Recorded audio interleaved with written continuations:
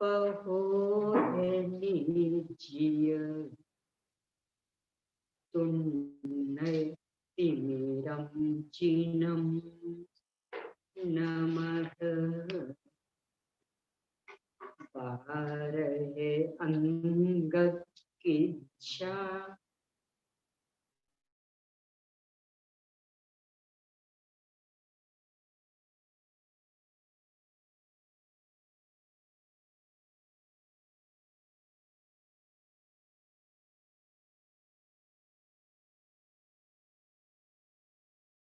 सोयते सुईरम सयल गण पाऊ में रविनो विविहिति विराया विने संगा मीराया विपुराया गणहर देवा वसी यंतो पसियौ महुधर सेनो परवाई गयो नितान वर सीहो सेतंतामिय सायर तरंग संहाय को ओए मनो परिमामि पोकेतंतम तोकेयंतम तुन्नयंधेया हरे रविम के सेवे मके खंडे बेसी समीपयम सया तंतम परिमय गए भूये बलिम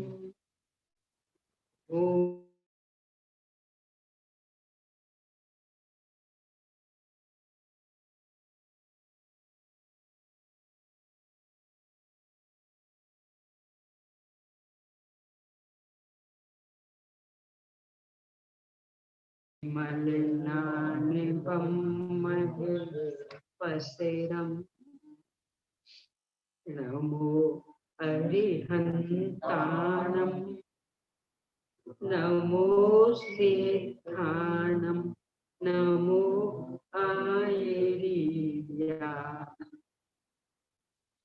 नमो भुवच्छाया नमो लोये सविसापूनम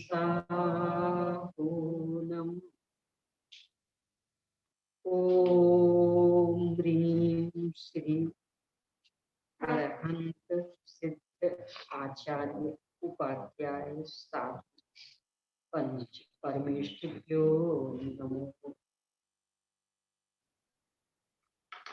आचार्य श्री धरसेन स्वामी द्वारा प्रदत्त ज्ञान को लिपिबद्ध करने वाले आचार्य श्री पुष्पदंत भूतवाली स्वामी द्वारा रचित षटखंडा, इसके पहले खंड जीवट ठाण पर आचार्य श्री बीरसेन स्वामी द्वारा रचित धवला टीका, उसके 6 भाग यानी 6 पुस्तकों में से पहली पुस्तक पर अपनी चर्चा चल रही। मंगल नाम निमित्त आदि 6 बिंदुओं का विश्लेषण करने के बाद ही विषय का प्रतिपादन करना चाहिए। इस संदर्भ में क्रमशः चर्चा करते हुए कर्ता को बताने हेतु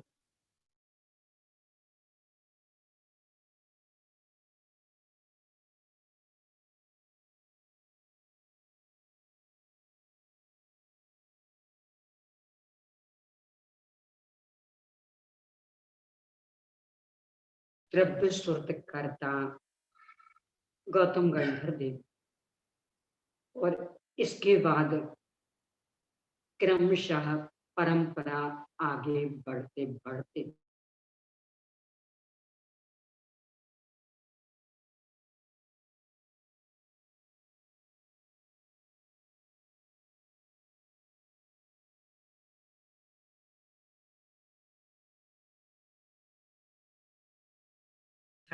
सभी अंगों और पूर्वों का आंशिक ज्ञान था। उन्हें एक भाव जागृत हुआ, इस लुप्त होते हुए ज्ञान को कैसे भी करके सुरक्षित रखना चाहिए। इसलिए उन्होंने महिमा नगरी में एक पत्र के द्वारा अपनी भावना सूचित की और वहां जो अनेकों मुनिराज विद्यमान थे, उन्होंने निर्णय करके 2 मुनिराजों को, सुबुद्धि और नरवाहन मुनिराजों को वहां से भेजा। जिस दिन वे गिरनार पर्वत पर आने वाले थे, उस दिन की पिछली रात्रि में आचार्य ने स्वप्न में अत्यंत कर्मठ, बलशाली, विनम्र, शुभ्रवर्णी 2 बैल देखे और उससे उनको लगा कि मानो मेरा कार्य सफल होगा।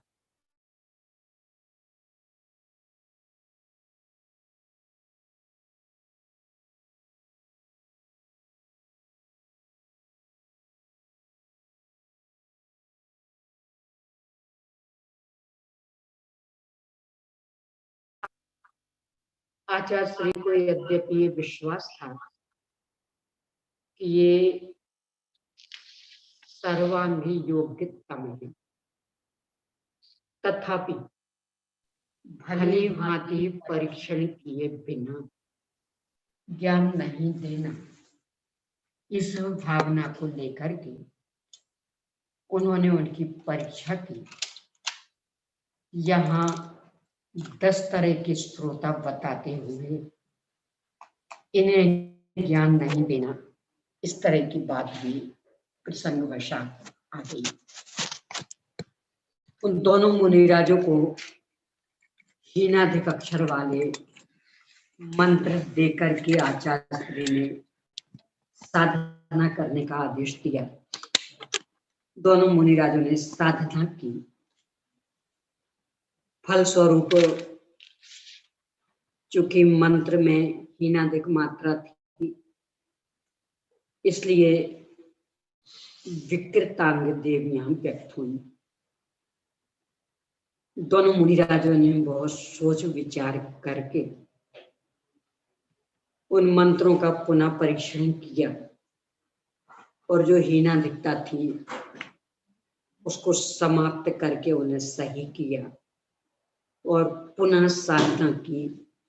सर्वांग सुंदर देवांगनाएं व्यक्त हुई। इसके बाद इन दोनों मुनिराजों के अध्ययन आदि होने के बाद में नाम पुष्पदंत और भूतवली पड़े और दोनों को ही आचार्य धरसेन स्वामी ने अपना आचार्य पद दिया। यहां तक अपन चर्चा कर चुके हैं। अब आज विषय आगे बढ़ाने के पहले जो कल के प्रश्न शेष हैं उन पर चर्चा करते हैं, इसके बाद विषय आगे बढ़ाते करेंगे।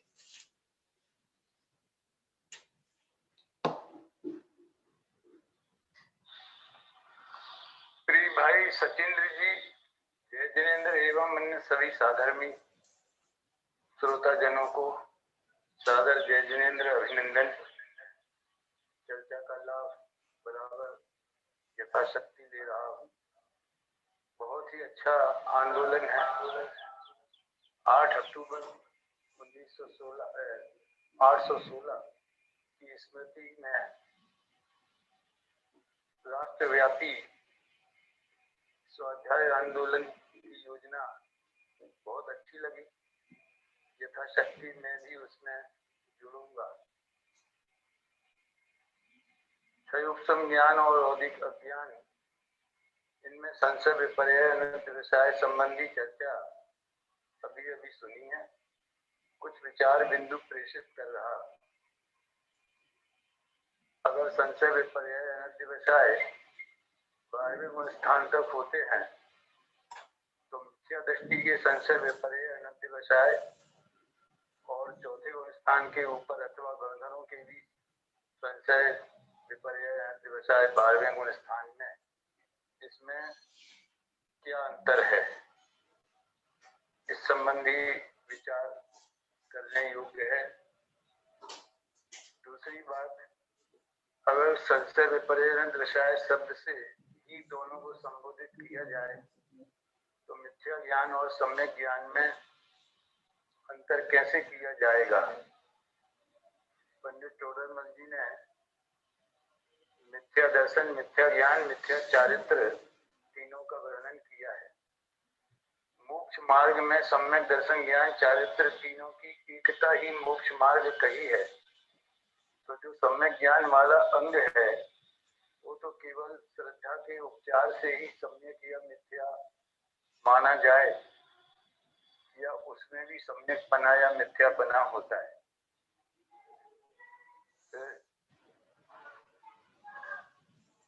दो ही अंग कहना चाहिए। यदि मिथ्या ज्ञान उपचरित है या सम्यक ज्ञान उपचरित है, केवल श्रद्धा का ही उसमें आरोप है, तो फिर दो परमार्थ से दो ही अंग माने जाएं।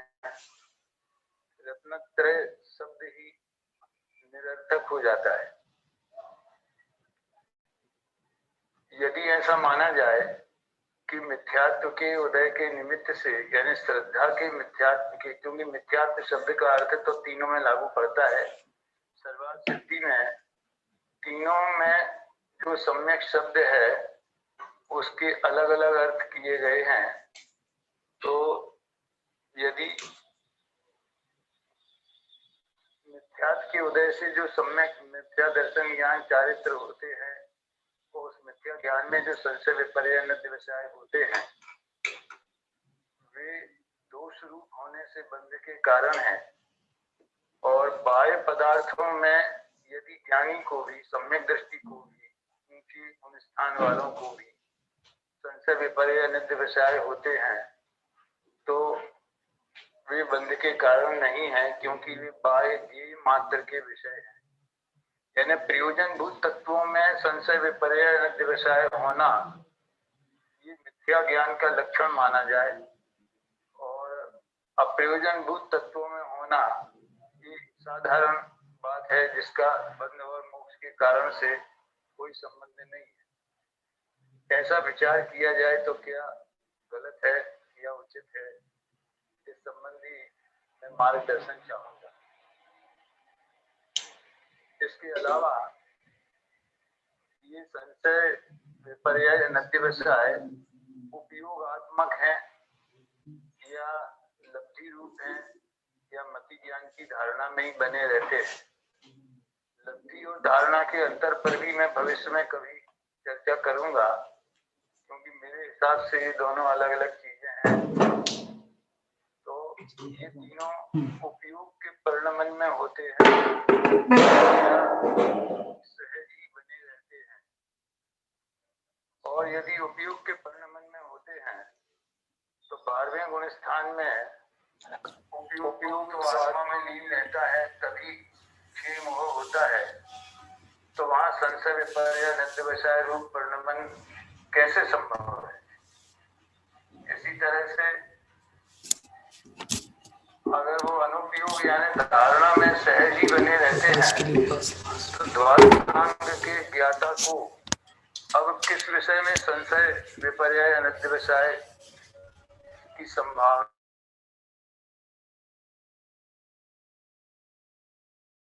है, उसमें नहीं होते, औदिक अज्ञान में होते।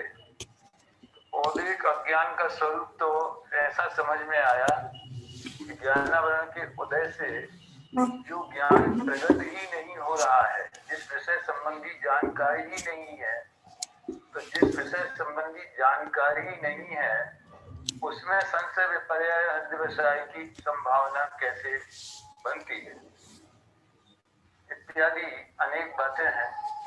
सार की बात यह है कि मिथ्यात्व के उदय में होने वाले संशय विपर्य अध्यवसाय मिथ्या ज्ञान के लक्षण है, और ये मिथ्या दर्शन ज्ञान चारित्र तीनों ही संसार भ्रमण के कारण है, बंध के कारण है। मूल तो इसमें मिथ्यात्व, श्रद्धा का मिथ्यात्व ही है, क्योंकि उसके निमित्त से ही संशय विपर्य हुए हैं। लेकिन मिथ्या ज्ञान को भी अलग स्वीकार ही किया गया है, और समय साल में जो ज्ञानी और अज्ञानी की चर्चा है वो ज्ञान सामान्य के बारे में नहीं है, मतलब जानकारी जो मिथ्या ज्ञान और सम्यक ज्ञान में जो ज्ञानत्व है उसके बारे में नहीं है, वो तो मिथ्या ज्ञान विशेष परिणमन जो है उसके बारे में है, ऐसा आसित होता है।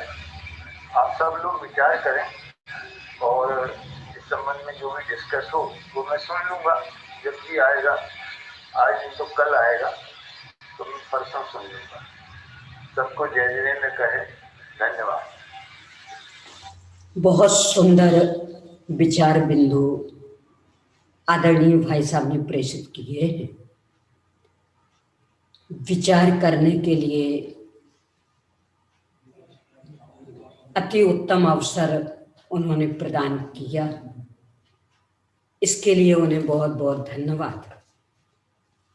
क्रमशः अपन एक एक बिंदु पर विचार करते हैं। पहली बात, संशय विपर्य अनध्यवसाय। औदिक अज्ञान में कि क्षायोक्षमिक अज्ञान में। औदिक अज्ञान तो उसका नाम की जो है ही नहीं,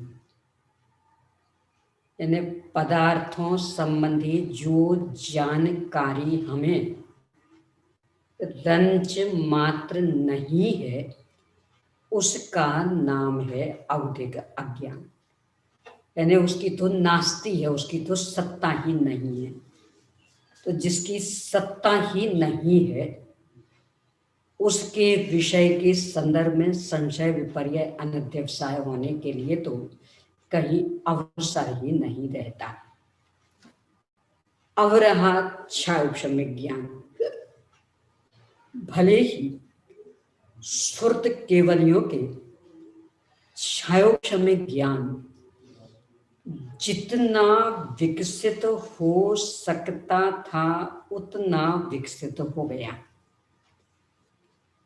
गणधर देवादि के अवधि ज्ञान भी अकेला परमावधि ही नहीं, सर्वावधि भी, और मना पर्याय ज्ञान भी अकेला ऋजुमति ही नहीं, विपुलमति भी।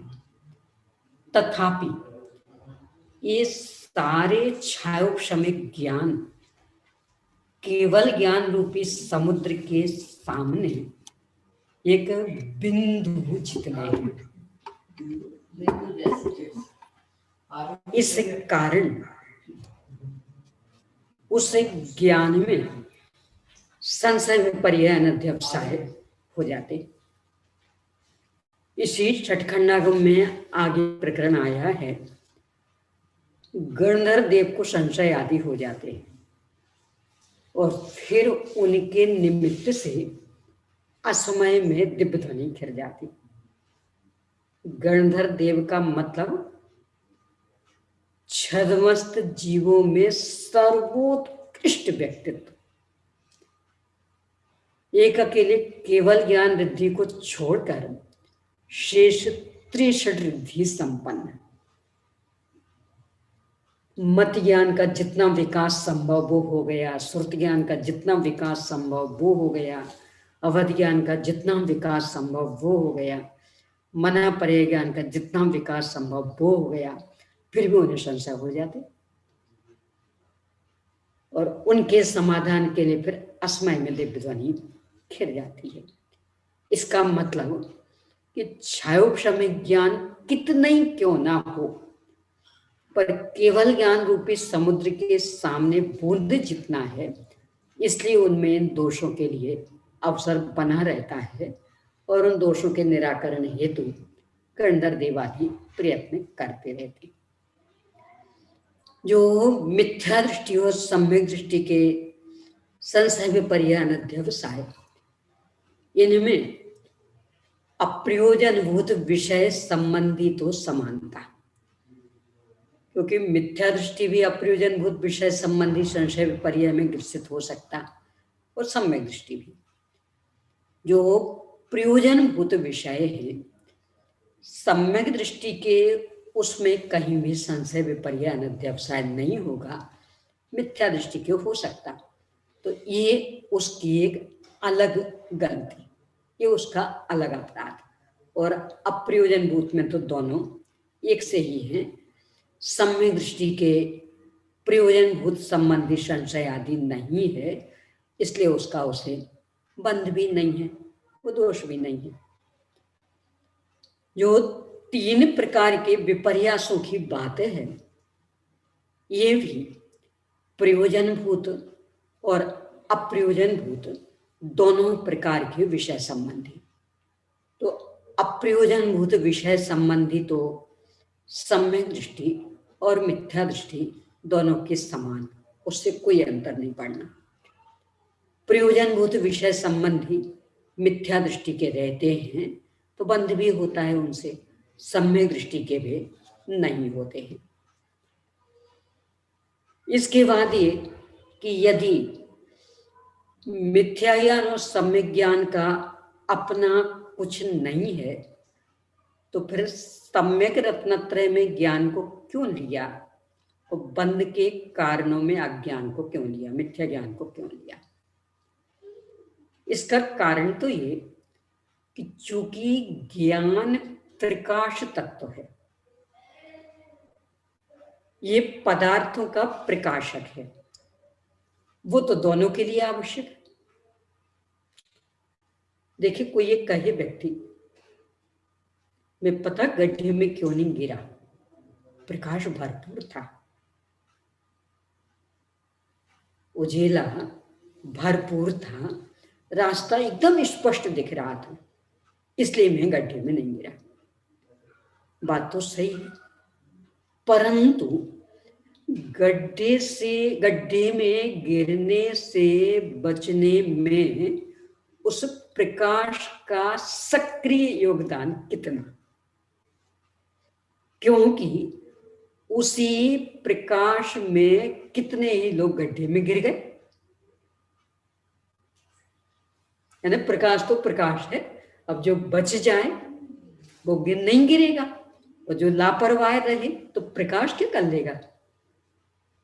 यानी वो उजीला ये थोड़ी कहेगा ए गड्ढा है, हटो वहां से, इस रास्ते से जा, बस प्रकाश तो मात्र दिखा देगा। अब आप सावधान हो जाएं तो बचे रहेंगे, नहीं सावधान हो तो नहीं बचेंगे। ज्ञान का भी बस ये है कि ज्ञान तो पदार्थों का स्वरूप बता देगा। अब आप उसके संदर्भ में उल्टा मानते हैं कि सही मानते हैं, इसमें ज्ञान का कोई योगदान नहीं। आचरण सही करते हैं कि गलत करते हैं, ज्ञान ने तो बस पदार्थ बता दिए। जब इस दृष्टि से देखते हैं तो न ज्ञान को बंध के कारणों में गिनते हैं और न ज्ञान को मोक्ष के कारणों में गिनते। यही कारण कि सामान्य से जहां आचार्य उमा स्वामी देव सम्यक दर्शन ज्ञान चारित्राणी मोक्ष मार्ग लिख रहे, वहीं जब विशेष रूप में संबर की चर्चा करते हैं तो ज्ञान का नामोल्लेख भी नहीं करते। सगुप्ति समिति धर्मानुप्रेक्षा परिचय चारित्री, ये संबर के कारण। ऐसे ही बंध के कारणों में भी ज्ञान का नामोल्लेख ही नहीं करते। मिथ्या दर्शना वृत्ति प्रमाद कषाय योगा बंधेत्व, यानी दोनों में ही ज्ञान छोड़ दिया। आचार्य कुंद स्वामी ने भी जहां कर्तृकर्म अधिकार के अंतर्गत ज्ञान से ही बंध का निरोध ये सिद्ध किया, जब आश्रय और बंध के कारणों की चर्चा करते हैं तो फिर वहां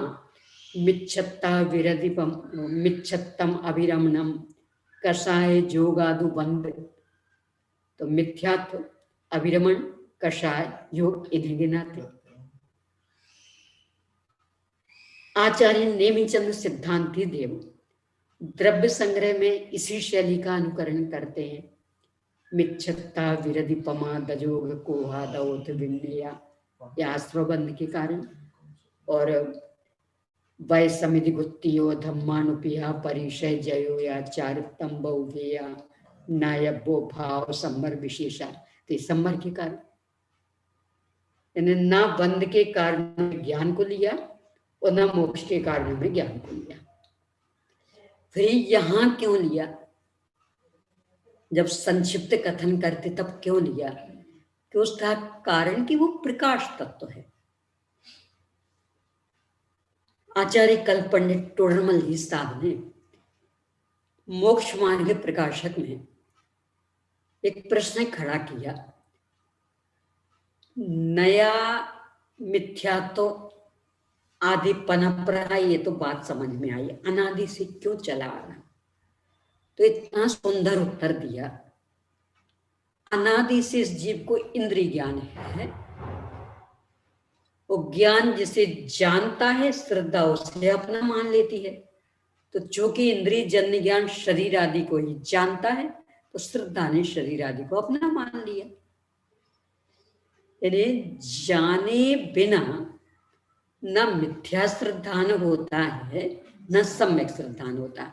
बस इतने से को लेकर के ज्ञान को कारण कह दिया।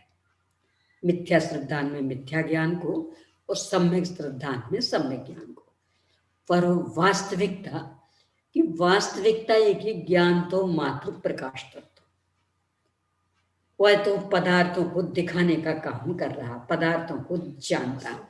अब आपने कैसा माना, कैसा आचरण किया, वो श्रद्धा और चारित्रिक, उसमें ज्ञान का कहीं योगदान नहीं। यही कारण कि ज्ञान को यद्यपि संक्षिप्त शैली में मिथ्या ज्ञान को बंध का कारण और सम्यक ज्ञान को मोक्ष के कारण में गिना, पर गुणस्थान परिपाटी में उसकी कोई चर्चा नहीं।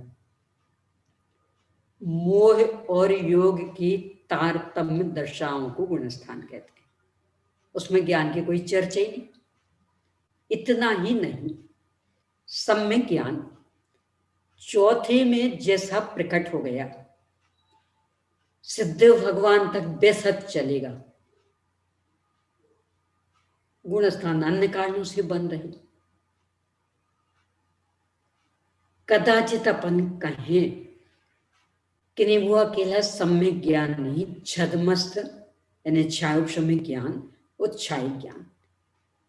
तो छदमस्त ज्ञान, छदमस्त सम्यक ज्ञान चौथे से 12वें तक लगभग एक सा रह सकता है, और फिर भी गुणस्थानों में अंतर, ये चौथा, ये 5वां, ये 6वां, ये 7वां।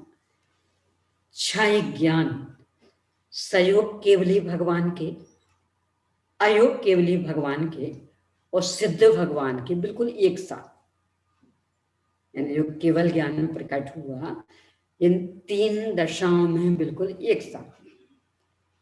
फिर भी योग वाली विकृति के कारण ये सयोग केवली, ये अयोग केवली, ये सिद्ध भगवान। तो ज्ञान का क्या योगदान रहा? ने केवल ज्ञान तीनों दशाओं में एक साथ, और यहाँ 2 गुणस्थान अलग अलग और गुणस्थानातीत सिद्ध दशा अलग। तो बंध के कारणों में नहीं गिनाने का यही।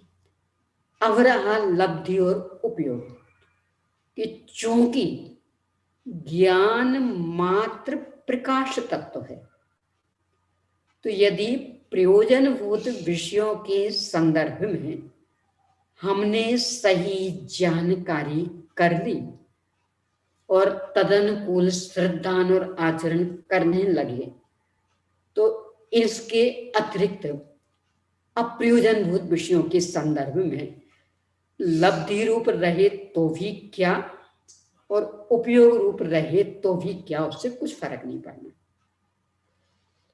श्रेणी के समय शुद्धोपयोग की दशा चल रही और फिर भी ज्ञप्ति परिवर्तन हो रहा, यानी शुद्धोपयोग की दशा शुक्ल ध्यान और गे से ज्ञांतर, अर्थ से अर्थांतर, शब्द से शब्दांतर, ये सब चल रहा और ये 12वें गुणस्थान तक चलता रहता ज्ञप्ति परिवर्तन, यानी गे बदल रही है और दशा है शुद्धोपयोगी शुक्ल ध्यान की। तो इसका मतलब अप्रयोजनभूत विषयों के संदर्भ में लब्धि और उपयोग का कुछ फर्क नहीं पड़ना, यानी कोई से भी गे मतलब उस संबंधी ज्ञान लब्धि में रहे अथवा उपयोग में रहे, उससे बंध मोक्ष का कुछ संदर्भ नहीं। शुद्धोपयोग प्रभावित होने वाला नहीं है, शुक्ल ध्यान भी प्रभावित होने वाला नहीं है। इसलिए इस पर कोई खास वजन देने की आवश्यकता नहीं कि वहां लब्धि रूप कि उपयोग रूप।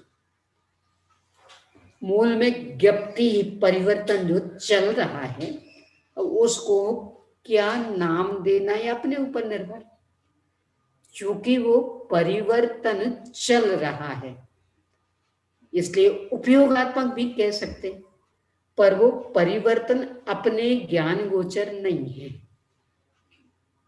वो तो मात्र सर्वज्ञ भगवान जान रहे हैं। यानी परिवर्तन चल रहा पर जिनके चल रहा उन्हें भी पता नहीं लग रहा, शुद्धोपयोग की दशा चल रही, तो इसलिए अबुद्धिपूर्वक है तो चाहो तो लब्धि रूप कह दो, क्योंकि अपने ज्ञान गोचर तो है नहीं, पर सर्वज्ञ भगवान कह रहे हैं कि वहां परिवर्तन चल रहा है।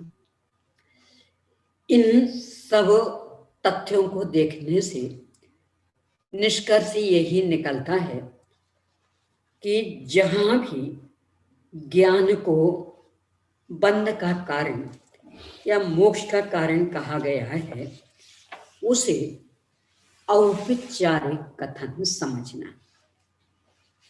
देखो कोई चोर ऐसा कह सकता, यानी चोर चोरी कर रहा था पकड़ा गया तो उससे पूछा क्यों चोरी की, तो भरपूर लाइट जल रही थी, इस सारा माल मसाला हमें स्पष्ट दिख रहा था इसलिए हमारी नियत बिगड़ गई, हमने चोरी कर ली। तो बात तो सही है, यानी यदि उसे वो माल मसाला नहीं दिखता तो नियत नहीं बिगड़ती, बात सही है, परंतु उसके चोरी करने में उजिले का कितना योगदान।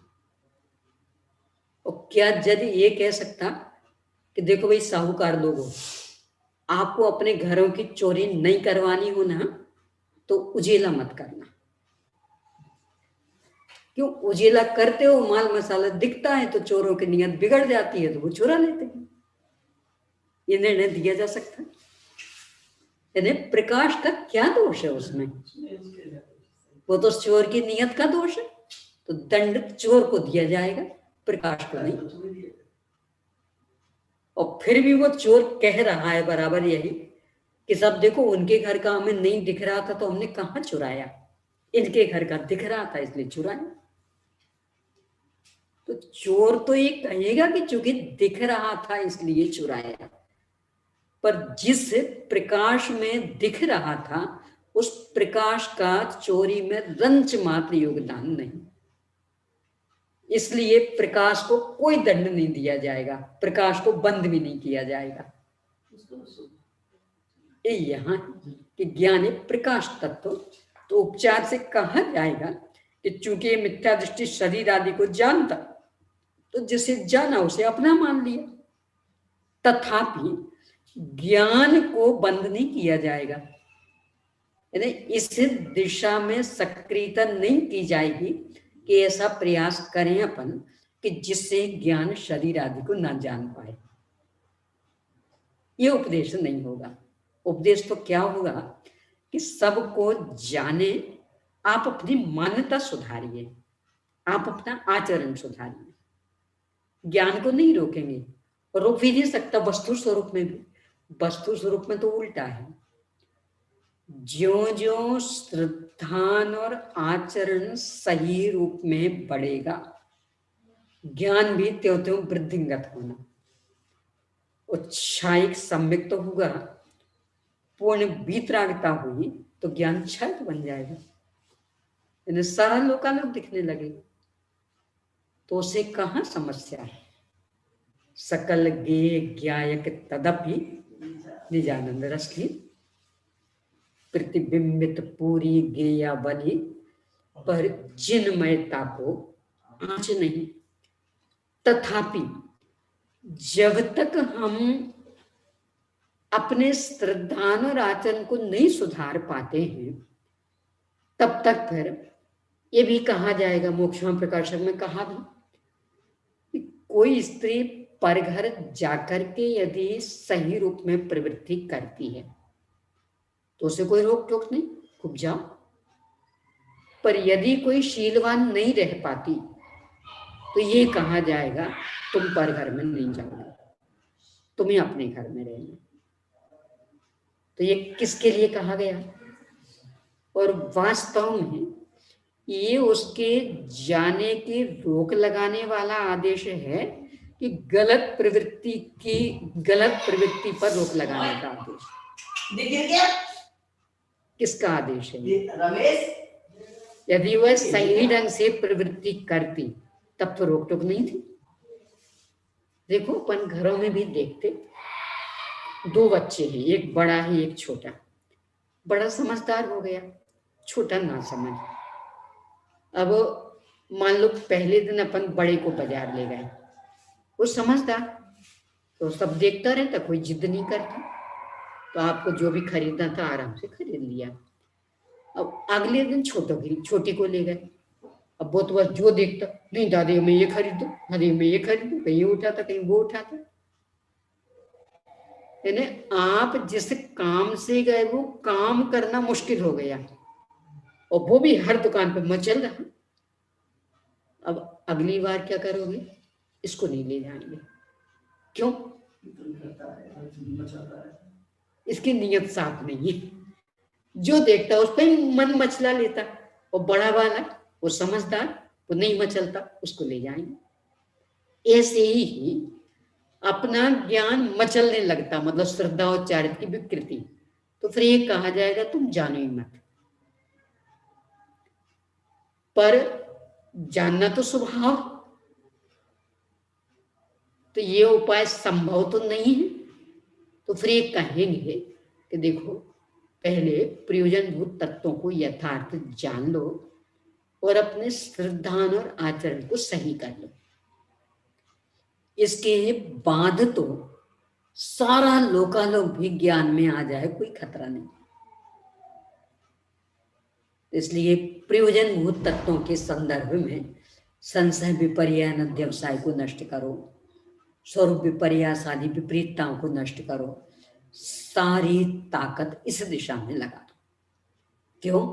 ये सुधर गया तो फिर खतरा नहीं।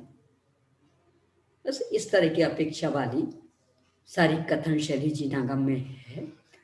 ये अपने को अपने विवेक से निर्णय करना होगा कि जहां ज्ञान को बंद का कारण कहा वहां उसकी क्या अपेक्षा, जहां ज्ञान को बंद का कारण नहीं कहा वहां उसकी क्या अपेक्षा, जहां उन्हें बंद के कारणों में गिनाया वहां क्या अपेक्षा, जहां ज्ञान को मोक्ष के कारण में गिनाया वहां क्या अपेक्षा, और जहां नहीं गिनाया वहां क्या अपेक्षा। आगम में तो सब तरह के कथन मिल जाएंगे। कारण विविध रुचियां ही लोका, व्यक्ति अनेक अनेक प्रकार की रुचि वाले, अनेक अनेक प्रकार की अज्ञानताओं से ग्रसित हैं, इसलिए अनेकों अपेक्षाएं आएंगी। अब कहाँ कौन सी अपेक्षा है, इसका यथार्थ निर्णय करने की जिम्मेदारी पूर्णतया अपनी। यानी ये हमेशा मान के चले, जिनवाणी की सबसे बड़ी विशेषता परस्पर अविरोधी वाक। यानी यहाँ कोई भी कथन परस्पर में टकराता नहीं है, उसकी एक अपेक्षा है। तो अपना दायित्व ये बनता है कि अपन उस अपेक्षा को समझ लें। यानी यदि ये लिख रहे हैं कि सम्यक दर्शन ज्ञान चारित्राणि मोक्ष मार्ग, यानी सम्यक ज्ञान मोक्ष का कारण, तो उसकी अपेक्षा समझ लें कि प्रकाश तत्व है। आप पदार्थों को जानेंगे ही नहीं, मानेंगे कैसे? आपको आचरण का ज्ञान ही नहीं होगा, बिन जाने ते दोष गुणन को कैसे तजिएगा ये? तो इसलिए वहां सम्यक ज्ञान को रख दिया। जहां ये कहा हो ऐसे मिथ्या दृग ज्ञान चरण वश भ्रमत भरत दुख जन्म मरण, यानी मिथ्या ज्ञान बंध का कारण। तो वहां भी यही, यदि जानते ही नहीं तो हम उसे क्यों मान लेते अपना? जाना तो मान लिया और इसलिए गलत आचरण करने लगे, तो उस मिथ्या ज्ञान को भी दोषी सिद्ध कर देंगे। और जहां ये कहा हो कि नहीं, बंध के कारण तो मिथ्या दर्शन अविरति प्रमाद कषाय योग, और मोक्ष के कारण गुप्ति समिति धर्म अनप्रेक्षा परिचय है जानतु। तो वहां ये समझना कि ज्ञान तो मात्र बताने वाला था, तो उसने बता दिया। अब आपकी मान्यता कैसी, आपका आचरण कैसा, उसके आधार से बंध मोक्ष होगा, जानने के आधार से नहीं। तो वहां ये अपेक्षा मुक्त। और लब्धि उपयोग में ज्ञप्ति परिवर्तन चल रहा है, तो यदि उसको उपयोगात्मक कहें तो 12वें तक उपयोगात्मक है, और चूंकि छदमस्त के ज्ञान गोचर नहीं है तो उसे लब्धि रूप कहें तो 12वें तक लब्धि रूप, कोई दिक्कत नहीं। यही स्थिति मति सुरत नाम में, कि मूल में शुक्ल ध्यान सुरत ज्ञानात्मक, क्योंकि वहां वितर्क श्रुतम ये स्वरूप ही दिया कि जो वितर्क है वह सुरत रूप, पर सुरत ज्ञान मत ज्ञान के बिना नहीं होता। तो उपचार से मत ज्ञान भी कह सकते, तो मति और सुरत दोनों है और दोनों लब्धि उपयोगात्मक। इस तरह से विविध अपेक्षाएं हैं, प्रसंग देख करके अपने को उन अपेक्षाओं को व्यवस्थित अपने उपयोग में करना होगा। आगम में सब तरह के कथन मिल जाएंगे, संधि अपने को बिठानी पड़ेगी, क्योंकि जहां जो विषय मुख्य होता पूरी शक्ति लगा करके आचार्य उस विषय का प्रतिपादन करते, तो एकांत दृष्टि में ऐसा लगने लगता कि जैसे अन्य का निषेध हो रहा हो, पर अन्य का निषेध नहीं, बिल्कुल सामान्य मनोविज्ञान। ये घरों में नहीं होता, जैसे बेटे की शादी हो बस वही दूल्हा राजा होता, वो मान सम्मान, अब बाकी भाई ये समझे इसका मतलब मैं कुछ नहीं, ये कहां से निकाल लिया, जब तेरी शादी होगी तो तू दूल्हा राजा बन जाएगा, आज तो इसकी है तो सब इसको ही राजा की दृष्टि से देखेंगे। यही धर्म में कि जिस अपेक्षा से कथन चल रहा होता है आचार्य श्री पूरी ताकत उसमें लगा देते, अपन अपेक्षा नहीं समझ पाए तो लगता कि इसका मतलब मात्र इसी का प्रतिपादन, और उससे दूसरा भी प्रतिपादन वही, यानी समय सार में ही एक और अज्ञान को बंध का कारण बताने वाली गाथाएं और दूसरी ओर मिथ्या दर्शन अविरति कषाय और योग को बंध का कारण बताने वाली गाथाएं, उसी एक समय सार में, उसी एक तत्वा सूत्र में सम्यक ज्ञान को मोक्ष मार्ग बताने वाला भी सूत्र, और उसी तत्वा सूत्र में सम्यक ज्ञान की चर्चा ही नहीं की, और गुप्ती समिति धर्म अनप्रेक्षा परिसर्जित चार्थ को मोक्ष मार्ग बताने वाला सूत्र, एक ही आचार्य एक ही ग्रंथ। इसका मतलब अपेक्षाएं हैं, तो अपेक्षाएं अपने को समझनी पड़ेंगी। इन्हें ज्ञान के संदर्भ में बंध मोक्ष को लेकर के जितनी जो भी चर्चाएं वे सब औपचारिक, उसमें सामान्य ज्ञान और विशेष ज्ञान का भी अंतर नहीं है। यानी न सामान्य ज्ञान बंध मोक्ष का कारण और ना विशेष ज्ञान बंध मोक्ष का कारण। अपन ने दोनों ही लिए, यानी विशेष ज्ञान में छाई ज्ञान, केवल ज्ञान, 13वें में भी उतना ही, 14वें में भी उतना ही, सिद्ध भगवान के भी उतना ही। तो ये 3 दशाएं अलग अलग क्यों है? यानी ये 13वें गुणस्थान वाले सहयोग केवली, ये 14वें गुणस्थान वाले अयोग केवली, और ये सिद्ध भगवान, और ज्ञान तीनों के एक साथ केवल ज्ञान। ज्ञान में रत्ती पाई अंतर नहीं, तो इसका मतलब अंतर कोई दूसरे कारणों से, उसके कारण अभी उन्हें सिद्ध दशा नहीं मिली। ज्ञान का कोई योगदान नहीं। अब यही 4 से 12वें तक में ले लें,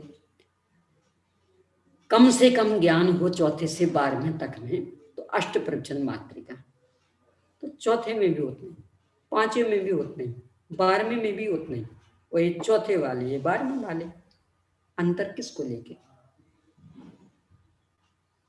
छाया ज्ञान को मोक्ष का कारण कहें तो कोई, ये औपचारिक, क्योंकि 13वें में भी तो वही है ना, हाँ, और 14वें में भी, तो 13वें वाले का मोक्ष क्यों नहीं हुआ, 14वें में क्यों जाना पड़ा?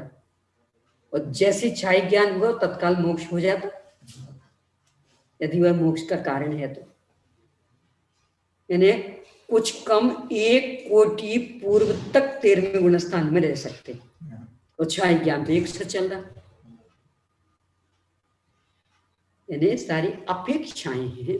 तो चाहे सामान्य ज्ञान हो, चाहे विशेष ज्ञान हो, वास्तविकता ये कि ज्ञान मात्र प्रकाश तत्व,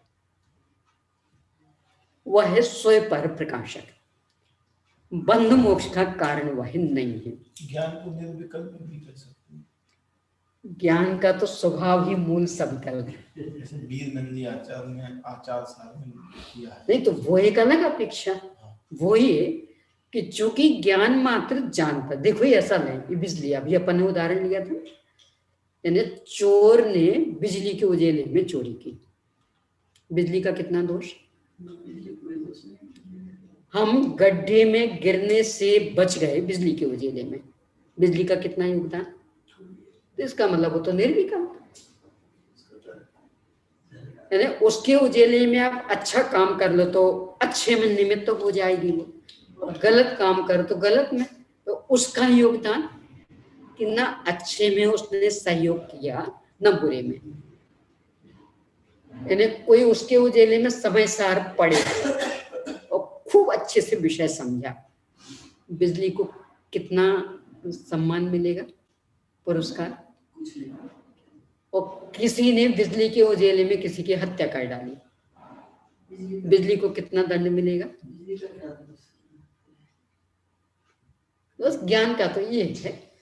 तो चूंकि ज्ञान मात्र ज्ञान, उसमें कोई अच्छे बुरे का भेद नहीं, तो इस अपेक्षा निर्विकल्प कहते हैं। देखो लोक में तो हर चीज में धन है, आपके पास रुपये आए, अब वो रुपये ये थोड़ी कहते कि आप इससे अच्छे मैंने मदिरा खरीदो कि मोक्ष शास्त्र खरीदो, पर आपने मोक्ष शास्त्र खरीदा, आपको धन्यवाद मिले, अच्छा किया, और मदिरा खरीदी तो निंदा मिलेगी, और रुपया तो रुपया था, वो थोड़ी कहता था कि आप हमसे गलत चीज ही खरीदो, अच्छी चीज नहीं खरीद सकते। ऐसा है ज्ञान का, यानी ज्ञान मात्र प्रकाश तत्व, चाहे सामान्य ज्ञान हो चाहे विशेष ज्ञान हो, न सामान्य ज्ञान बंध मोक्ष का कारण और न विशेष ज्ञान बंध मोक्ष का कारण मिथ्या दर्शन, मिथ्या चारित्र अथवा मिथ्या दर्शन, अविरति, प्रमाद, कषाय योग, ये बंध के कारण, और सम्यक दर्शन और वृत्त, समिति, गुप्ति, धर्म, अनुप्रेक्षा, परिसय, चारित्र, ये मोक्ष के कारण। इसी तरह से ज्ञान को मध्य दीपक कहें। हाँ, यानी वो दोनों तरफ उजेला दे रहा हूं, यहाँ श्रद्धान को भी, वहां चारित्र को भी, सम्यक को भी, मिथ्या को भी।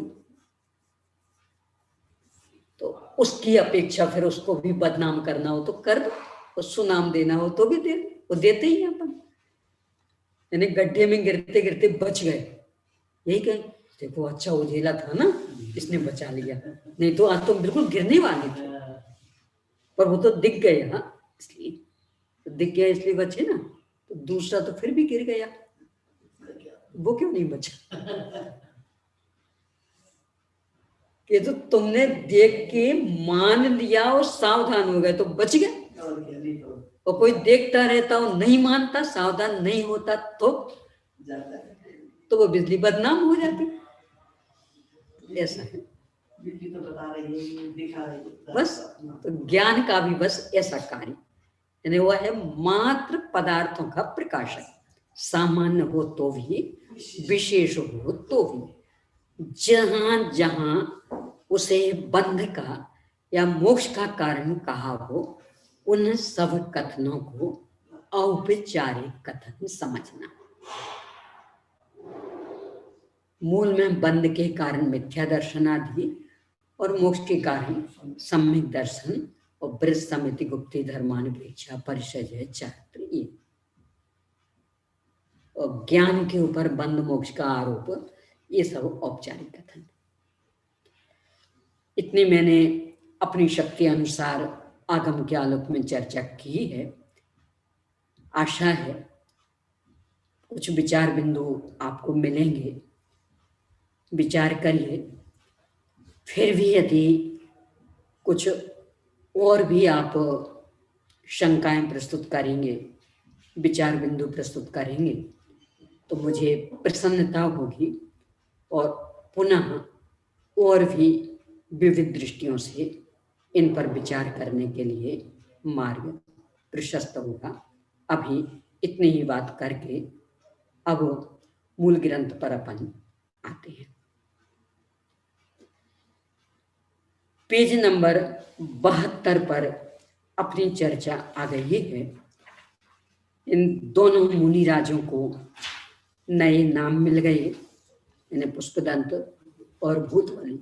हाँ, और तो प्रश्न नहीं थे, इनका ही था क्या? कल के और प्रश्न हैं, कल के ये तो और तो क्या बताइए।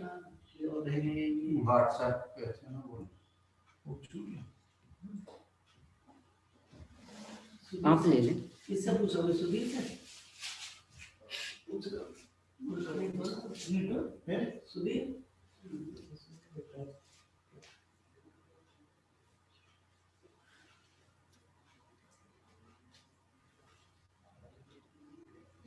उस इंद्रभूति गौतम प्रथम है 12 और 14 पूर्व रूप ग्रंथों की एक ही मुहूर्त में क्रम से रचना की। हाँ, एक प्रश्न, क्योंकि ये छदमस्त ज्ञानी है तो रचना तो वो क्रम से ही करते, परंतु बुद्धि का छदमस्त दशा में जितना विकास हो सकता उतना पूरा हो गया, इसलिए अंतर्मुहूर्त में कर लेते।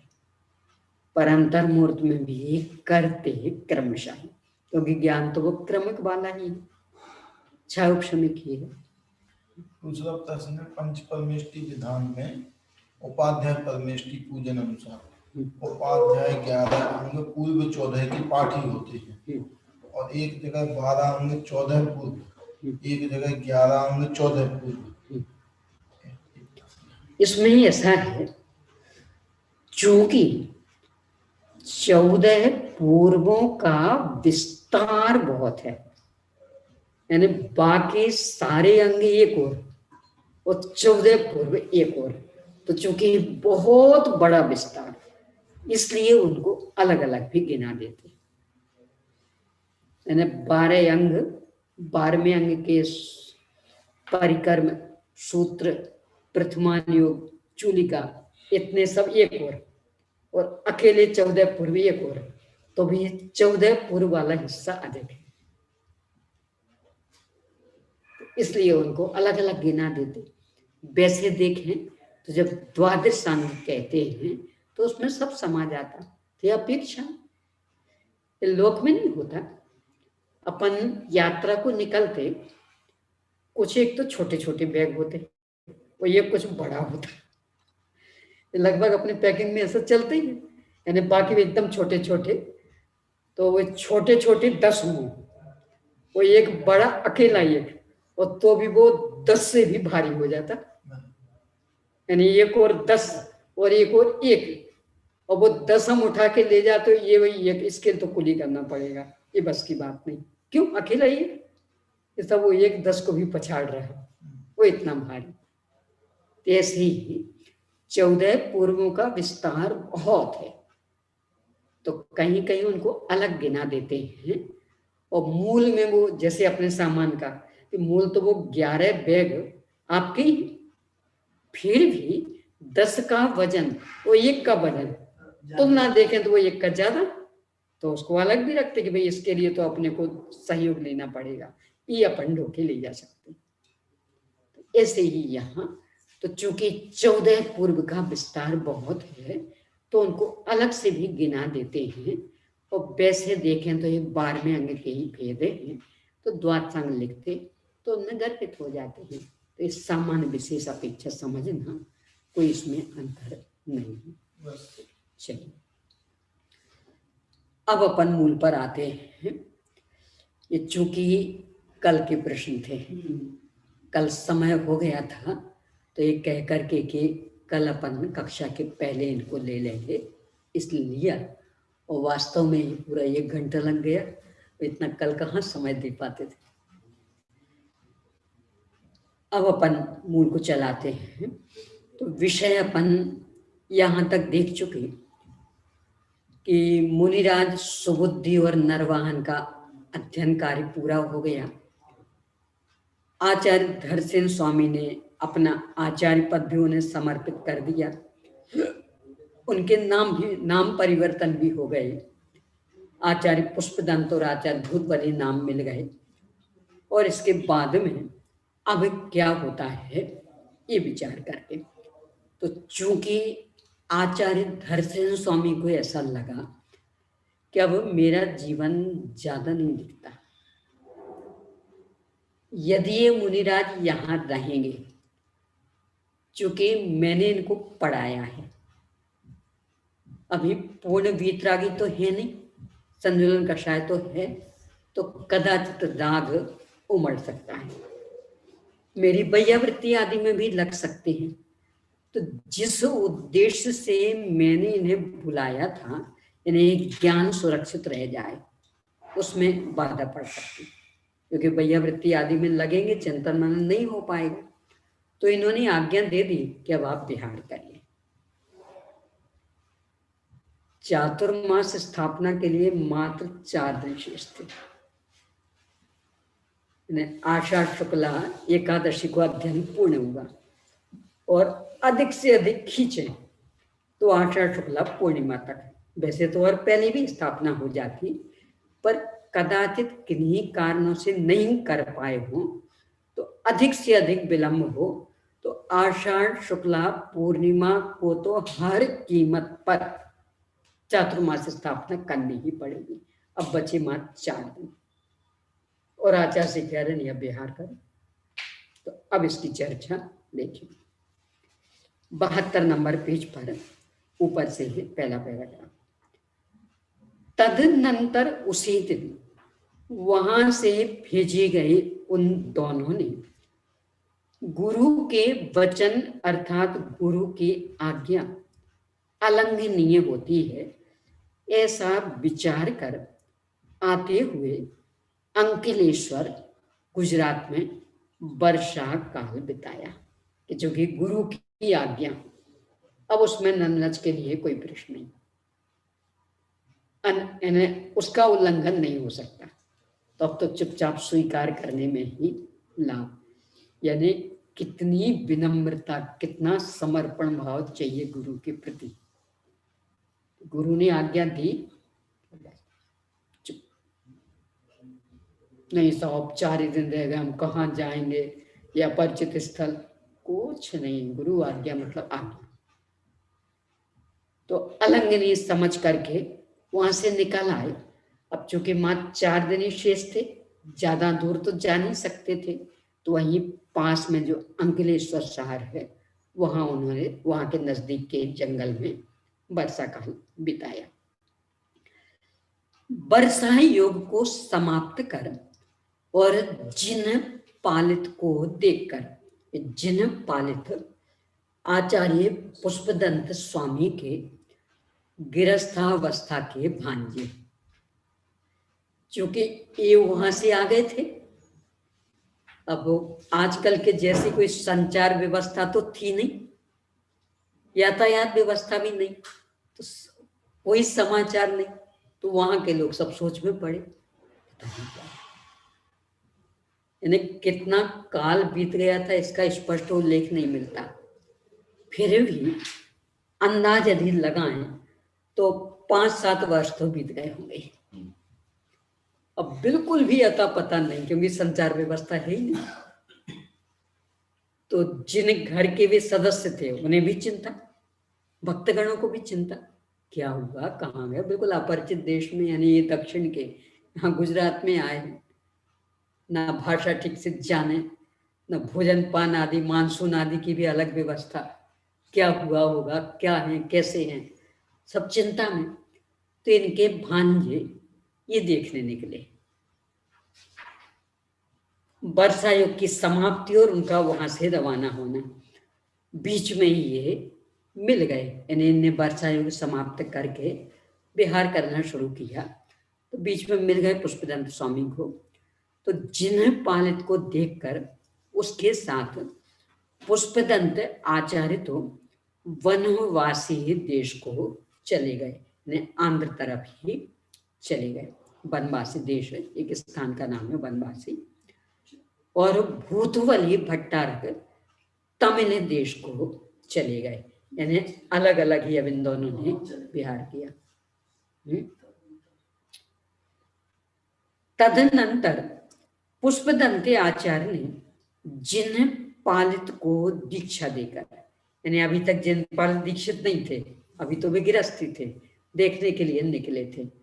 अब जब मिल गए, इनकी चर्या आदि देखी, विरक्त पहले से ही थे, तो भाव आया हम भी दीक्षित हों। तो इन्होंने पुष्पदंत आचार्य से, यानी जो उनकी गृहस्थावस्था के मामा थे, उनसे दीक्षा ले ली, मुनि बन गए। तो तदनंतर पुष्पदंत आचार्य ने जिन पालित को दीक्षा देकर 20 रूपणा गर्भित सत्य रूपणा के सूत्र बनाकर और जिन पालित को पढ़ाकर अनंतर उन्हें भूतवली आचार्य के पास भेजा। 20 रूपणा सूत्र यानी पहली पुस्तक के पूरे सूत्र। गोमटसार जीवकांड में जिन 20 रूपणाओं की चर्चा, उनका ही मूल आधार, यानी गुणस्थान, फिर 14 मार्गना, जो कि गुणस्थान एक जीव के एक समय में एक ही होता, इसलिए उसको एक गिना जाता। एक गुणस्थान, 14 मार्गना, 15, फिर जीव समास, प्राण, पर्याप्ति, संज्ञा और उपयोग, इस तरह से 5 है तो 20। तो इन 20 रूपणाओं की चर्चा इस पहली पुस्तक में। तो ये 20 रूपणा वाला, इसलिए इसका नाम है 20 सदी सूत्र, यानी वो 20 रूपणा के कारण सांकेतिक नाम 20 सदी सूत्र। तो इतना इन्होंने सूत्र रूप में बना करके और जिन पालित मुनिराज को पढ़ाया, अच्छे से हृदयंगम करा दिया, और फिर कहा कि अब भूतवली आचार्य के पास इन्हें ले जाओ। तदनंतर उन्होंने जिन पालित के पास 20 रूपणा अंतर्गत 7 रूपणा के सूत्र देखे हैं और पुष्पदंत आचार्य अल्पायु हैं, इस प्रकार जिन्होंने जिन पालित से जान लिया है, अतएव महाकर्म प्रकृति प्राकृत का विच्छेद हो जाएगा, इस प्रकार उत्पन्न हुई है बुद्धि जिनको, ऐसे भगवान भूतवली ने द्रव्य प्रमाणानुगम को आदि लेकर ग्रंथ रचना की। यानी पहले 20 रूपणा तो इसमें आ गई थी, तो 20 सदी सूत्र, इतना तो आचार्य पुष्पदंत स्वामी ने लिखा। और लिख करके जिन पालित मुनिराज को पढ़ाया और उनके साथ ही भूतबली आचार्य के पास भेज दिया। निमित्त ज्ञान से भूतबली आचार्य को लगा कि अब पुष्पदंत आचार्य का जीवन ज्यादा नहीं दिखता। ये जो पहला पुस्तक है पुष्पदंताचार्य ने लिखी, तो पुष्पदंताचार्य ये कैसे लिखेंगे कि भूतबली आचार्य ने तब लिखा? ये तो टीकाकार लिख रहे हैं, विष्णु स्वामी लिख रहे हैं। जो मूल सूत्र हैं वे कुछ कहना। तो उनको लगा कि अब पुष्पदंताचार्य का जीवन ज्यादा नहीं है, तो आगे का शेष रहा काम हमें करना पड़ेगा। तो उन्होंने महाकर्म प्रकृति प्रावृत्त क्या विच्छेद ना हो जाए, इसलिए द्रव्य प्रमाणानुगम को आदि लेकर, यानी दूसरी पुस्तक का जो विषय वहां से लेकर के और शेष पूरा लिखा षटखंडागम। इसलिए इस खंड सिद्धांत की अपेक्षा भूतबली और पुष्पदंत आचार्य भी श्रुत के कर्ता कहे जाते हैं। यानी मूल इसका नाम खंड सिद्धांत, सिद्धांत और आगम पर्यायवाची, तो बाद में फिर नाम हो गया खंड आगम। और चूंकि लिखा गया 6 खंडों में, तो षठ शब्द और जुड़ गया, तो पूरा नाम बन गया षट खंड आगम। इस तरह से षटखंड आगम नाम पड़ा। इस तरह मूल ग्रंथ कर्ता वर्धमान भट्टारक हैं, अनुग्रंथ कर्ता गौतम स्वामी हैं, और उपग्रंथ कर्ता राग द्वेष और मोह से रहित भूतबली पुष्पदंत इत्यादि अनेक आचार्य। ये अनेक आचार्य क्यों कि आचार्य धरसेन स्वामी ने तो भूतबली पुष्पदंत स्वामी को पढ़ाया, उनने लिखा, फिर इसके बाद उनका विस्तार उत्तरोत्तर होता रहा अनेक अनेक रूपों में, तो वे सब भी करता।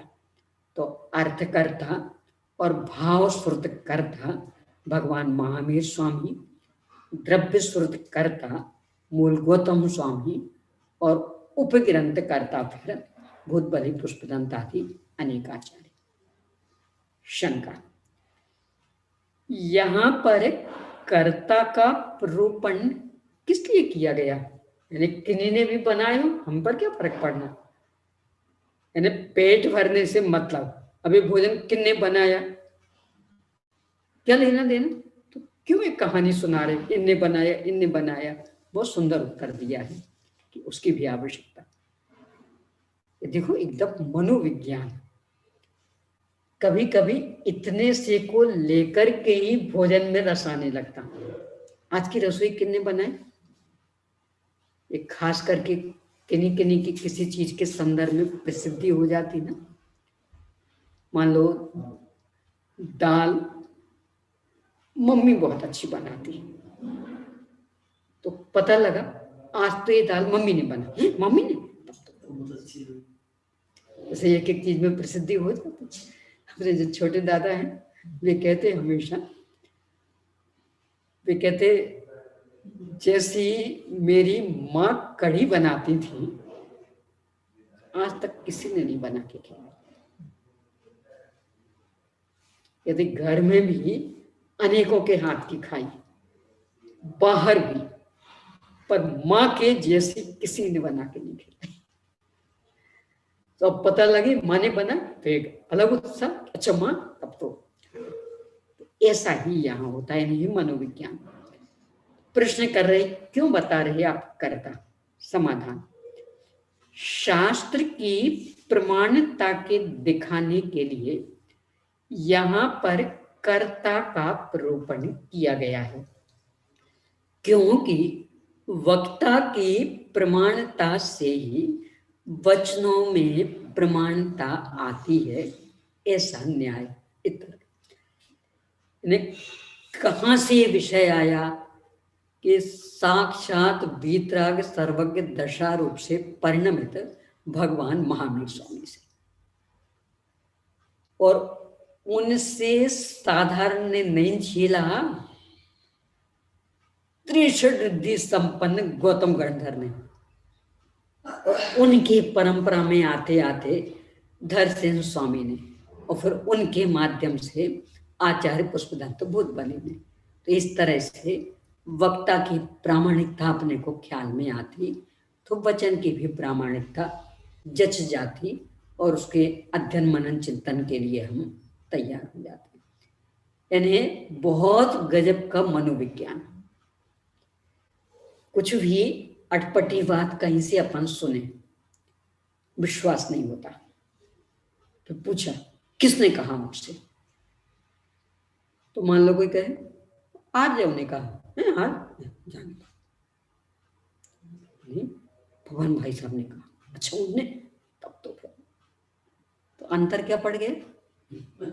वो बचपन आ गया घर, उसी तरह ऐसे ही करता है। यदि किन्ने कहा, ये सुनते साथ ही एक अलग प्रकार की क्रिया प्रतिक्रिया हो जाती। क्या अर्जुन ने कहा, ऐसे उड़ा देंगे, अरे ये तो बच्चे कहते ही रहते। नहीं, पवन भाई साहब ने कहा, तो इसका मतलब फिर उसे हम गंभीरता से लेंगे। ऐसे ही यहाँ कि ये वाणी ऐसों वैसों की नहीं है, साक्षात भगवान महावीर स्वामी की। उनसे गंधर्व परमेष्ठी ने झेली थी, उनकी परंपरा में क्रमशः होते होते धरसेन स्वामी को मिली और उन्होंने फिर आचार्य पुष्पदंत भूत बलि को पढ़ाया और उन्होंने इसको लिपिबद्ध किया। तो प्रामाणिकता में विशेष दम आ जाती है।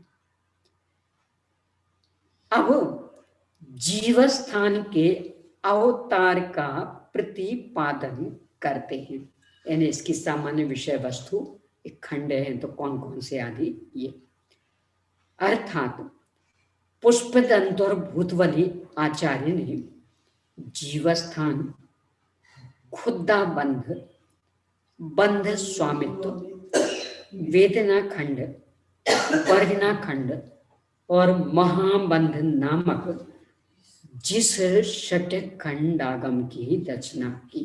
ये षट खंड आगम, इन नाम तो याद ही रहना चाहिए।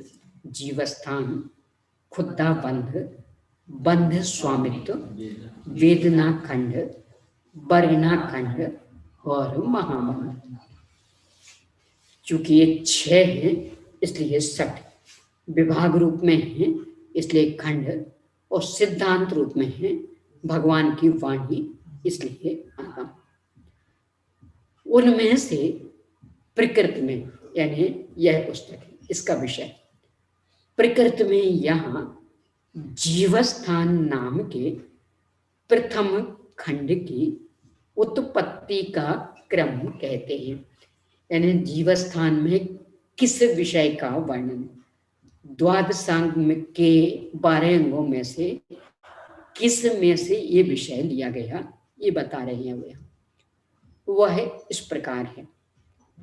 वह अवतार 4 प्रकार का है, उपक्रम, निक्षेप, नय और अनुगम।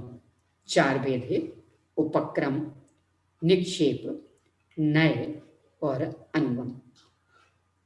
उन चारों में से और लिख लें वहां, उन चारों में से पहले उपक्रम का निरूपण करते, यानी जिस क्रम से कहा उसी क्रम से वर्णन कर रहे हैं।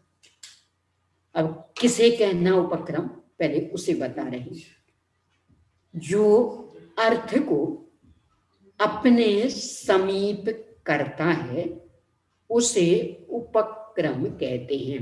उपसर्ग समीप अर्थ में आता, क्रम उस विषय का ज्ञान, तो जो अर्थ को अपने समीप करता है उसे उपक्रम कहते हैं।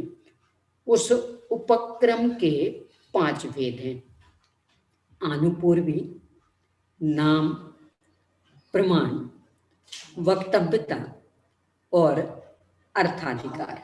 ये 5 भेद, आनुपूर्वी, नाम, प्रमाण, वक्तव्यता और अर्थाधिकार। अब इनका विश्लेषण कहा भी है, तो पहले वो गाथा जिसमें यह कहा है, पेज नंबर 73 पर गाथा नंबर 64।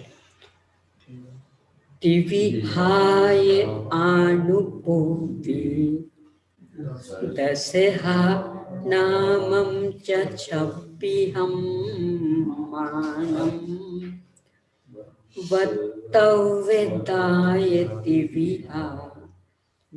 विहो अत्थाहिया भी।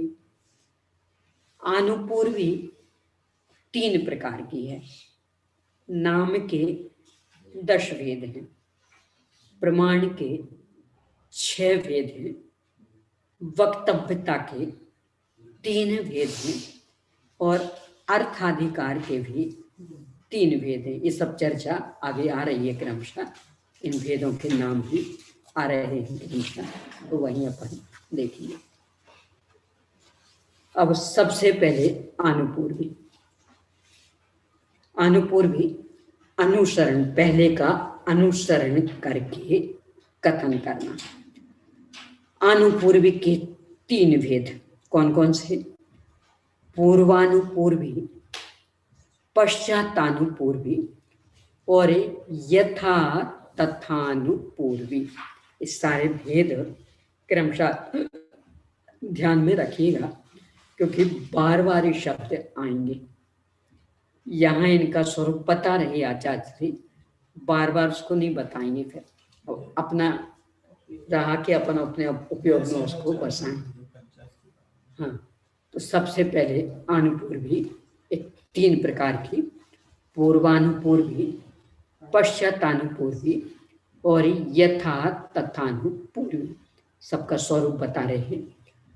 जो वस्तु का विवेचन मूल से परिपाटी द्वारा किया जाता है उसे पूर्वानुपूर्वी कहते हैं। पूर्व यानी पहले, यानी जहां से वो शुरू हुआ उसके अनुसार क्रमशः यदि आप वर्णन करते हैं तो वह कहलाएगा पूर्वानुपूर्वी। यहाँ उदाहरण दे रहे, उसका उदाहरण इस प्रकार है।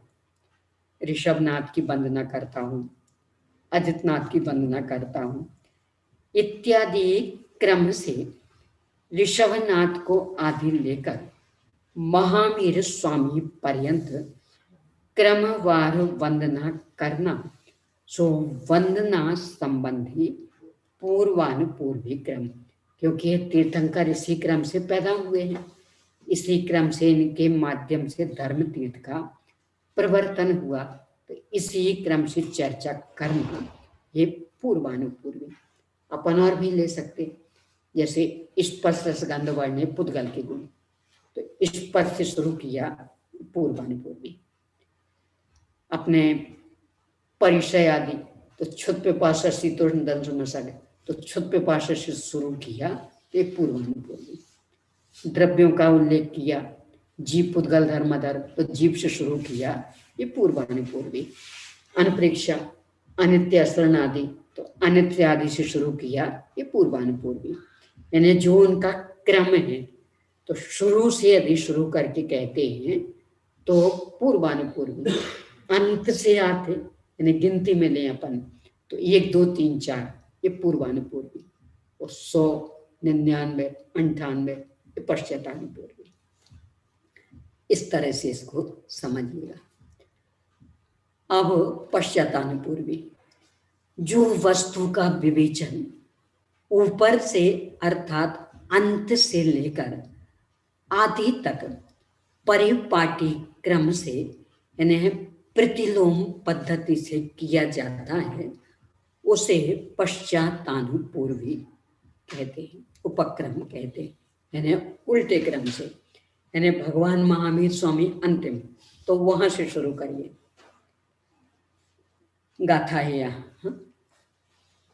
इस करे मिय पड़मम जिनवर वस हस्त वड्य मानस शेषाणं च जिनानं शिव सुह कंखा विलोकेन।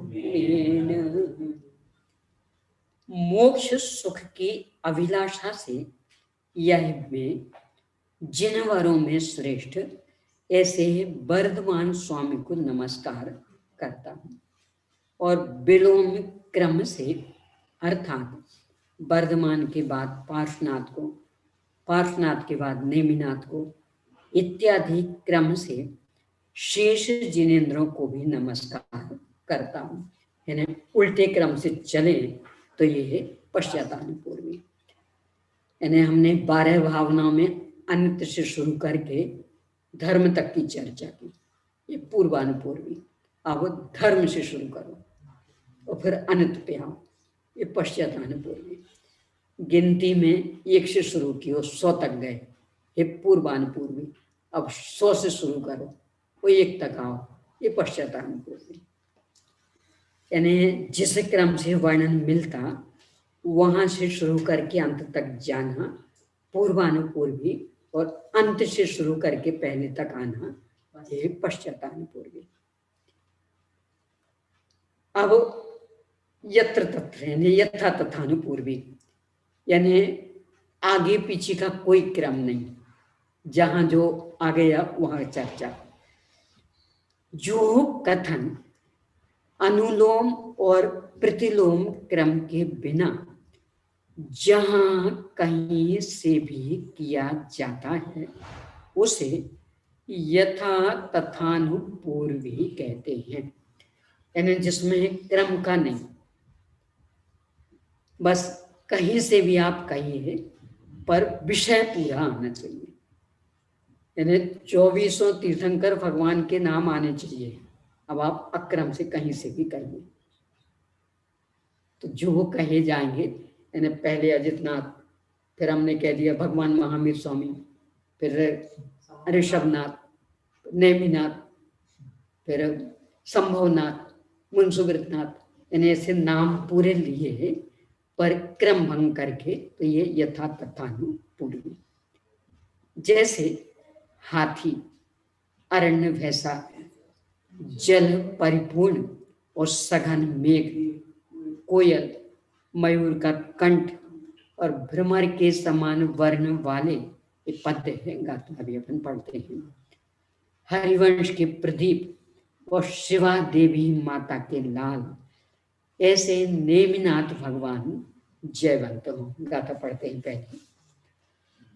गए गवल सजल जल हर, पर होवे सी गलय भमर संकासो, हरि उल वंश पईबो, शिव माओ बच्छो जयऊ।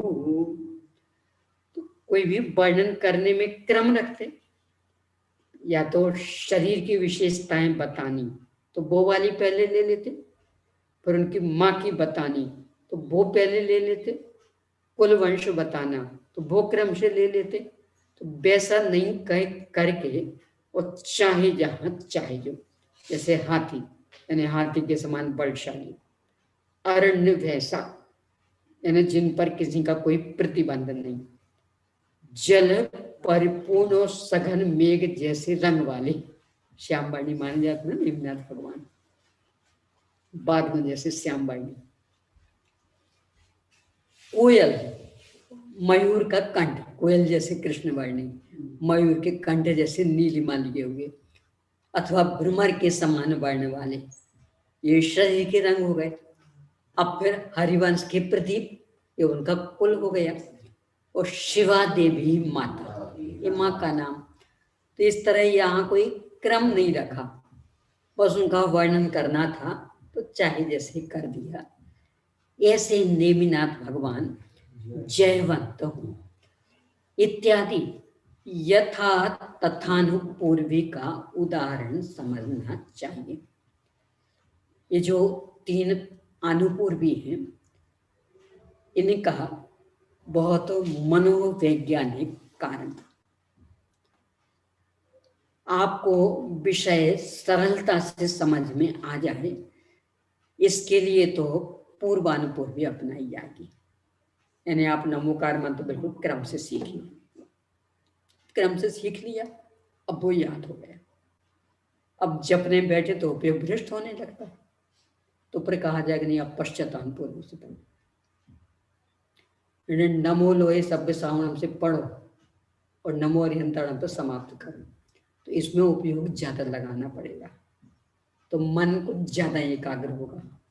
अब धीरे धीरे उसका भी अभ्यास हो जाता, फिर मन व्यग्र, तो फिर कहेंगे यथा तथानि पूर्वी से पढ़ो। यानी एक भी परमेष्टि छूटना नहीं चाहिए, दोहराए भी नहीं जाना चाहिए, पांचों आ जाना चाहिए। अब ये तो यहाँ 5 ही हैं, तो फिर भी सरल 22 परिश्रमों के नाम गिनो, 16 कारण भावनाओं के नाम, यानी एक भी 24 तीर्थंकरों के नाम, एक भी छूटे ना और दोहराए ना जाए। तो इसमें आपको उपयोग ज्यादा केंद्रित करना पड़ेगा, तो मन की चंचलता रोकेगी। तो आचार्यों ने लेकिन पूर्वी शैली को छोड़ के और कोई शैली तो किसी भी ग्रंथ में दिखाई नहीं देती है। नहीं, 8 जैसे जीव पुद्गल धर्म धर्म आकाश काल ऐसा भी आएगा, तो अजीब का है धर्म धर्म आकाश पुद्गल है ऐसा भी आएगा। सब तरह के मिलेंगे, यानी उल्टे भी सीधे भी, यथा तथा न पूर्व, सब तरह के मिलेंगे। यानी जिनागम को देखेंगे तो तीनों का उल्लेख, मूल तो इनका औचित्य कि उपयोग आगे आगे विशेष केंद्रित होता है। आप करके देखना, 1 से 100 तक की गिनती आसानी से सुना दोगे।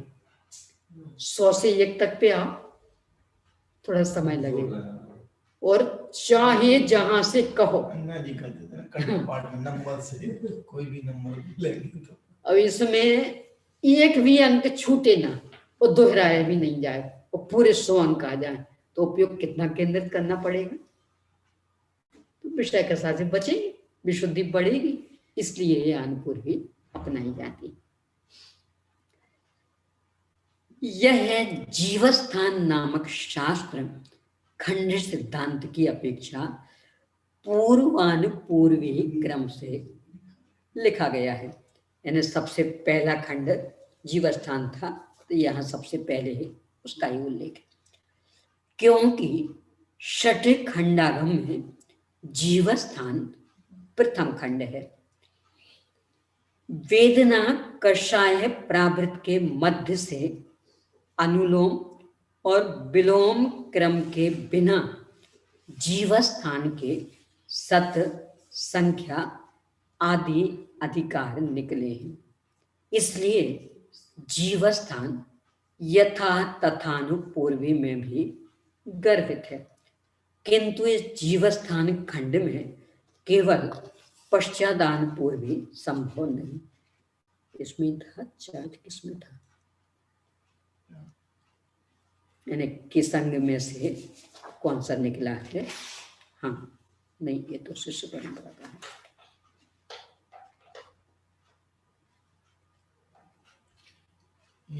ये है ना 64, ये प्रस्तावना का 64-65 पेज। हाँ, ये 64, 65 और 66 ये 3। तो इसमें दिया कि कौन सा किस में से निकला, से अग्रणी पूर्व, उसका चैन लब्धि के 20 पावड़, उनमें से चौथा पावड़ कर्म प्रकृति, उसके आधार से। फिर इसके बाद ही वेदना खंड चौथा, फिर कर्म प्रकृति आदि बंधन आदि, ये पूरे चार्ट दिए कि द्वादशांग के किस अंग में से कौन सा प्रकरण निकला है, ये यहाँ बता रहे हैं। तो ये जो 3 चार्ट दिए हैं, 64 पेज का, 65 पेज का और 66 पेज का, ये विवेचन यहाँ कर रहे हैं। वेदना कषाय प्रावृत के मध्य से अनुलोम विलोम क्रम के बिना, यानी ना शुरू रखा ना अंत, चाहे जहां से जीवस्थान के सत, संख्या आदि अधिकार निकले हैं।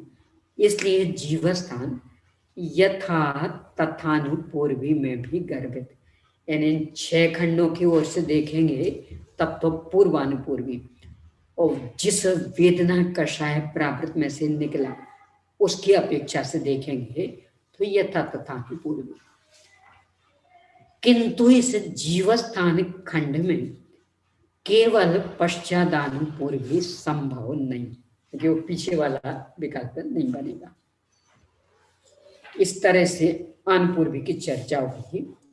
एक 3 आनपूर्वी की चर्चा अपने लिए अनुकरणीय। जब उपयोग ज्यादा चंचल होने लगे ना,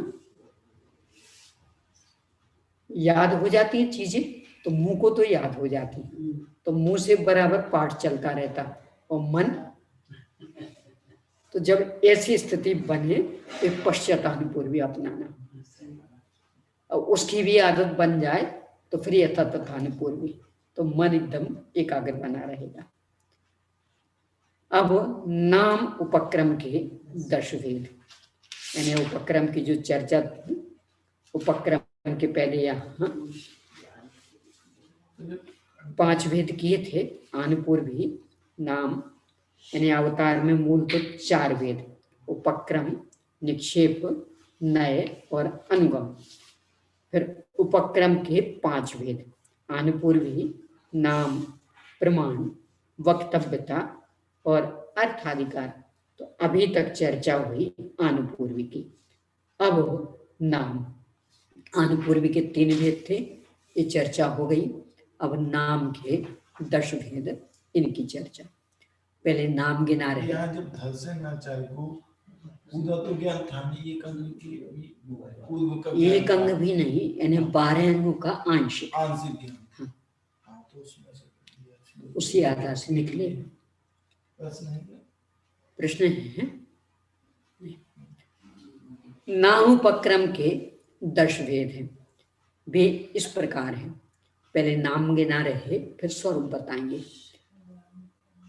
गौण पद, नौगौण पद, आदान पद, प्रतिपक्ष पद, अनादि सिद्धांत पद, प्राधान्य पद, नाम पद, प्रमाण पद, अवयव पद और संयोग पद। अब एक एक का स्वरूप।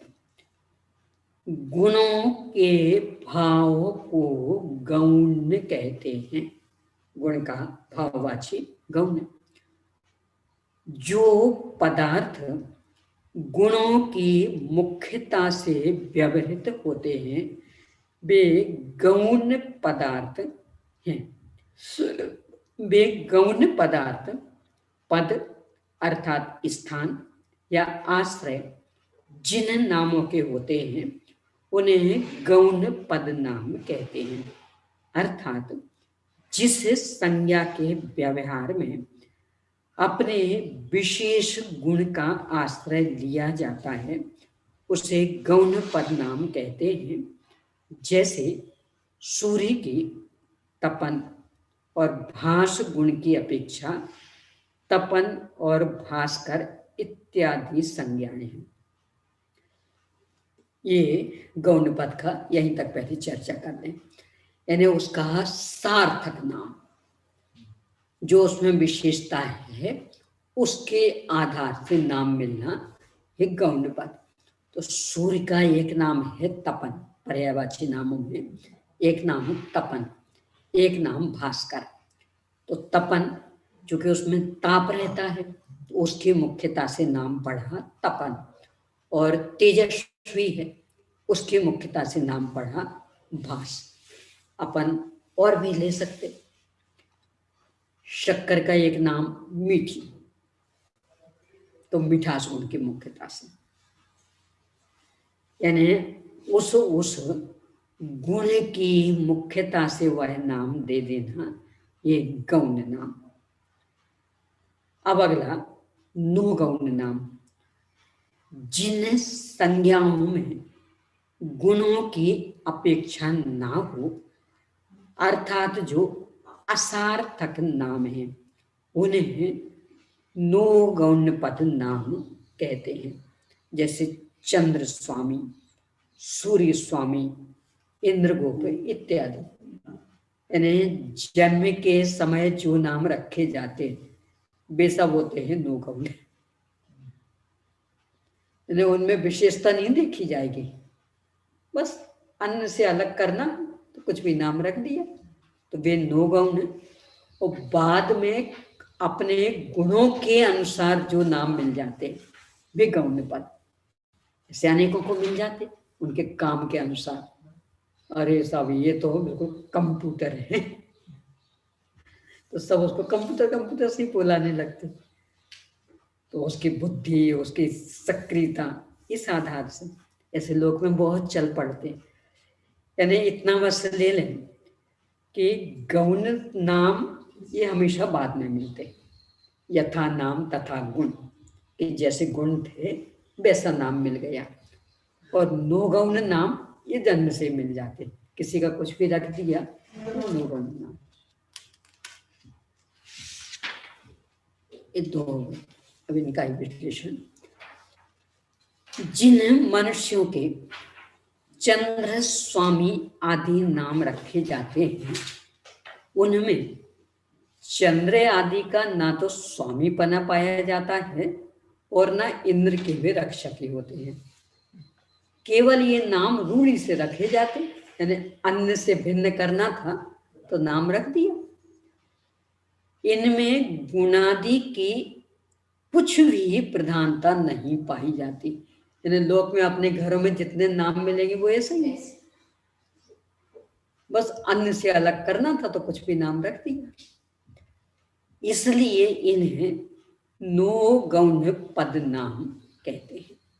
अब तीसरा, ग्रहण किए गए द्रव्य के निमित्त से जो नाम व्यवहार में आते हैं, अर्थात जिनमें द्रव्य के निमित्त की अपेक्षा होती है, उन्हें आदान पद नाम कहते हैं।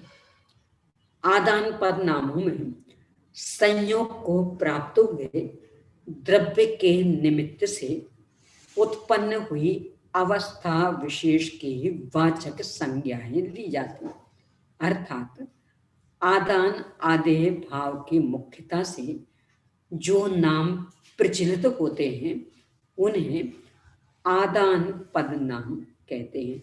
क्या मतलब? अपने जितने जैसे लौकिक में लें, मरीज, डॉक्टर की अपेक्षा मरीज, एक क्लाइंट, वकील की अपेक्षा क्लाइंट, शिष्य तो गुरु की अपेक्षा शिष्य, धर्म में ले ये भक्त तो भगवान की अपेक्षा भक्त, एक पुजारी पूजा की अपेक्षा पुजारी, अध्येता तो अध्ययन करने की अपेक्षा अध्येता, ये स्वाध्यायी स्वाध्याय की अपेक्षा स्वाध्यायी, ये सब कहलाएंगे आदान पद। यानी उस काम में वह लगा हुआ है अथवा उस चीज को ग्रहण कर रहा मतलब जैसे डॉक्टर आदि के लिए अपन ने दुकानदार के यहाँ गए, एक ग्राहक, यात्रा कर रहे तो कंडक्टर आदि कहेंगे पैसेंजर, यात्री, तो वो उस काम में लग रहे, उन्हें उस दृष्टि से ग्रहण किया। तो इस तरह के जो नाम मिलते वे आदान पद नाम। इस आदान पद नाम का गुण नाम में ये शब्द नए वगैरह से इनमें क्या अंतर था? वो नए हैं, वो जानने के साधन, ये वस्तु की विशेषताएं, नए वो जानने के साधन है और ये वस्तु की विशेषताएं। इस आदान पद नाम का गुण नाम में अंतर्भाव नहीं हो सकता। ये प्रश्न उत्तर आ गया कि पहले आपने गौण पद एक नाम दिया था तो आदान में भी तो वही हुआ, तो नहीं, अंतर है। क्या अंतर? क्योंकि गुण नामों में आदान आदेय भाव की विवक्षा नहीं रहती है। यदि गुण नामों में भी आदान आदेय भाव की विवक्षा मान ली जाए तो गौण पद नाम गुणाश्रित नहीं रह सकते हैं, क्योंकि आदान आदेय भाव की मुख्यता से उनका आदान पद नामों में अंतर्भाव हो जाएगा। क्या कहना चाह रहे हैं कि गुण की वजह से किसी को कोई नाम मिला कि साहब ये काम करना, क्या करें आप तो इनको दे दो एक कंप्यूटर माइंड, ये सब सुलझा लेंगे। तो ये तो इनकी विशेषता के कारण नाम मिला, तो विशेषता इनमें प्रकट हुई है और वो हमेशा विद्यमान, तो इसलिए इनको कंप्यूटर माइंड नाम मिला। पर ये आदान वाला यानी एक ही व्यक्ति जब बस में चढ़ रहा तो उसे यात्री कहा जा रहा, और वह किसी दुकान से कोई सामान खरीद रहा तो ग्राहक कहा जा रहा, किसी डॉक्टर के यहाँ गया मरीज कहा जा रहा। की विशेषताएं थोड़ी हैं, ये तो उस प्रसंग में उसे मिले हैं नाम, इसलिए दोनों अलग अलग हैं, पर्यायवाची नहीं है। पूर्ण कलश, इस पद को आदान पद नाम समझना चाहिए। उदाहरण दे दिया, कहने अभी ये घड़ा पूरा भरा, तो आपने कह दिया पूर्ण कलश, और पानी निकालते निकालते आधा बचा सो, और आधा कलश कह दोगे, और पूरे खाली हो गया तो खाली घड़ा। ये आदान पद, यानी वो किसी कारण से नाम मिले। गुणों में ऐसा नहीं होगा, गुणों में तो जो विशेषता प्रकट हो गई वो हमेशा को प्रकट हो गई, इस तरह से अंतर। शंका, पूर्ण कलश यह आदान पद नाम नहीं हो सकता। इसका खुलासा इस प्रकार है, घट की कलश यह संज्ञा ग्रहण किए गए किसी द्रव्यादि के आश्रय से नहीं है, क्योंकि कलश इस संज्ञा की द्रव्यादि के निमित्त की विवक्षा के बिना ही प्रवृत्ति देखी जाती है। इसी तरह पूर्ण यह शब्द भी आदान पद नाम नहीं हो सकता, क्योंकि पूर्ण यह शब्द पर्याप्त का वाचक होने से उसका गौण पद नाम में अंतर्भाव हो जाता है। पूर्ण और कलश, इन दोनों पदों का समास भी आदान पद नाम नहीं हो सकता, क्योंकि उसका भाव संयोग में अंतर्भाव हो जाता। यानी प्रश्नकार उनको अलग अलग मान रहा, एक पूर्ण एक कलश, पूर्ण भरा हुआ कलश, ऐसा समाधान। ऐसी शंका करना उचित नहीं है, क्योंकि जलादि द्रव्य के आधार पने की विवक्षा में पूर्ण कलश इस शब्द को आदान पद नाम माना गया। यानी कलश स्वतंत्र होगा, कोई चीज पूर्ण स्वतंत्र होगी, पर ये जो पूर्ण कलश नाम कहा, ये तो अभी पानी से पूरा भरा है इसलिए, और कुछ देर बाद आधा रह जाएगा तो इसको ही हम आधा कलश कह देंगे, और कुछ देर बाद पूरा खाली हो जाएगा तो इसको ही हम खाली कलश कह देंगे।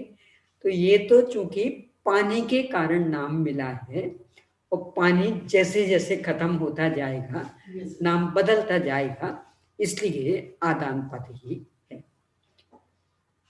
जलादि द्रव्य आदान है, यानी लिए गए, ग्रहण किए गए, और कलश आधे है, उसमें रखे गए, इसलिए पूर्ण कलश इस शब्द का आदान पद नाम में अंतर्भाव होता है। यानी घड़ा अलग था, पानी अलग था, पानी को घड़े में भर दिया, चूंकि लबालब भर दिया इसलिए घड़े का नाम पूर्ण कलश बन गया। अब जैसे जैसे पानी कम होता जाएगा तो घड़े के नाम भी बदलते जाएंगे, पूरा पानी खत्म हो जाएगा तो खाली घड़ा कह देंगे। तो ये नाम चूंकि पानी भरने के कारण मिले तो ये आदान पद नाम। यह बात गौण पद नाम में नहीं है, क्योंकि वहां तो गुण की प्रधानता थी, इसलिए उसमें उसका अंतर्भाव नहीं हो सकता है।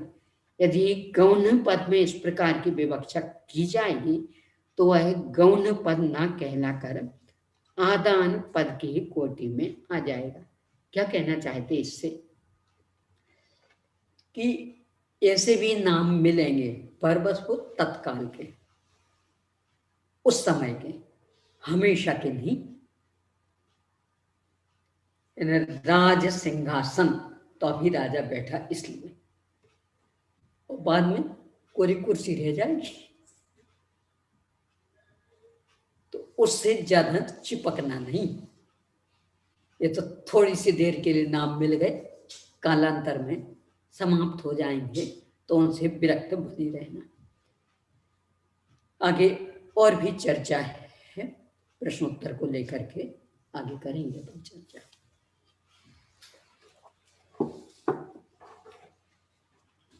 निज निधि निज में बताई, अनंत उपकारे, जिसके लिए जिन्हें वाणी वंदना सत्य।